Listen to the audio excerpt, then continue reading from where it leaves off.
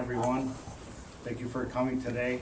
Welcome to Ferris State University for this special athletic department press conference. My name is Joe Gorby, the athletic communications director. The format for the press conference will be as follows. Athletic director Tom Kirinovic will release a prepared statement, followed by Keri Becker, who will also issue a statement. We will then open it up to the audience for questions to ask Tom and Keri, and then after the press conference, we'll have one-on-one interviews with both Tom and Keri where the media can ask questions. And in the meantime, Rob Bentley, Associate Athletic Communications Director, is handing out press releases pertaining to this press conference. Now my privilege to introduce Tom Kirinovic. Tom. Thank you, Joe. Thank you all for being here, first of all, and thanks to whoever did the great job of taking the Hallmark cards and making them into nameplates. After 28 years, you'd like to know somebody at least knows who you are, so I appreciate you doing that. I would like to read a short statement, and I promise it's short, but I wanted to make sure that I said what was in my heart, and so I'm going to read this as best I can.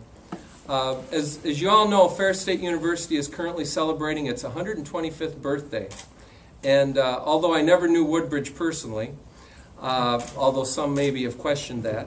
I've been fortunate to be a student and employee of this great school for well over 20% of the time that we're talking about here. It's been my pleasure to serve the student athletes and coaches here at Ferris for those 27 years in the role of a mentor, teacher, advisor, colleague, boss, and most importantly to me, friend.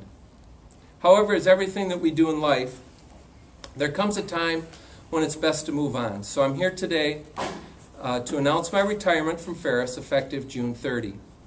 I'd like to take a couple moments to thank some of the folks, some here and some that are not, who've helped to make this ride as enjoyable as it possibly could be.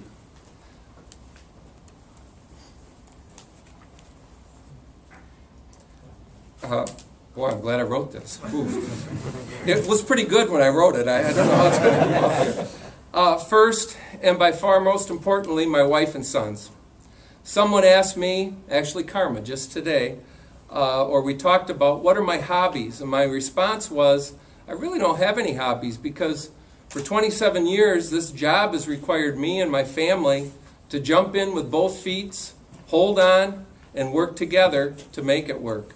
Many times this required my family to really be second in that process, and I want to thank them from the bottom of my heart. For their support over all these years. Retiring now will hopefully give me many years to make up for lost time with them and show them the love that they've shown for me with their support during that time. Secondly, I want to thank our coaching and support staff for all the work over the years to make their programs and our department, as a result, a tremendous public relations tool and provide ambassadors, positive ambassadors for this university. They're mostly all here today, and for that I'm very thankful. There's no doubt in my mind that there isn't a unit on this campus that works any harder or provides the positive messages for this university that this group does that's in this room today. One of my wishes is that I'd done a better job of getting others to realize that fact. This is a true group of bulldogs, and any one of you would be well served to go to battle any day with the folks in this room. They're a tremendous group of people. And on top of that, they do a pretty doggone good job of coaching too. They'll always be my friends and very special to me for what they do. Did you turn the heat up, Rob? I believe together that we've all created educational experiences that will help the former and current student athletes be tremendously positive members of society for years to come, and for that I am very proud. Some of the mottos that I've used over the 27 years include never give up, do whatever it takes, and make a difference each day in the life of a child. I've tried to do my best to live up to those sayings, And I want to thank each and every one of you that are here today for the journey that's allowed that to happen. Thank you very much, and I'd like to turn it over to Keri at this point. Thanks, Tom. Thank you all for coming today in support of Tom. A couple things that came to mind. First, as I entered the building, I entered it with Tom, and I was heading for the stairs, and he went on the elevator, so I know it's time.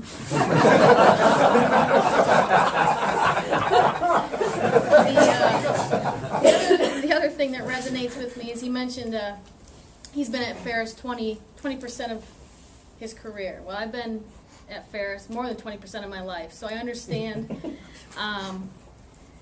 how special it is to be a part of this university and, of course, this athletic department.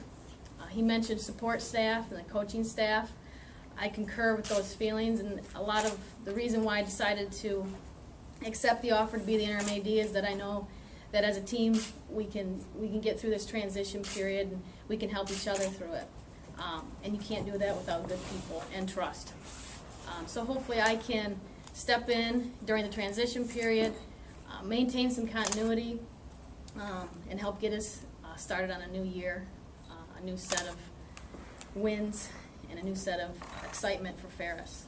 So I appreciate those above us that gave me this opportunity.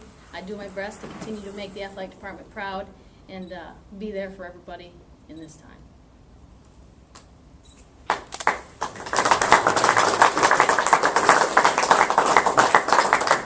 There's probably a joke I could tell about some bulls and a cow or something and experience and all that kind of stuff, but I'm not going to go there right now. But at this point, that refers to walking up the elevator. Sometimes you got to explain it to these young men.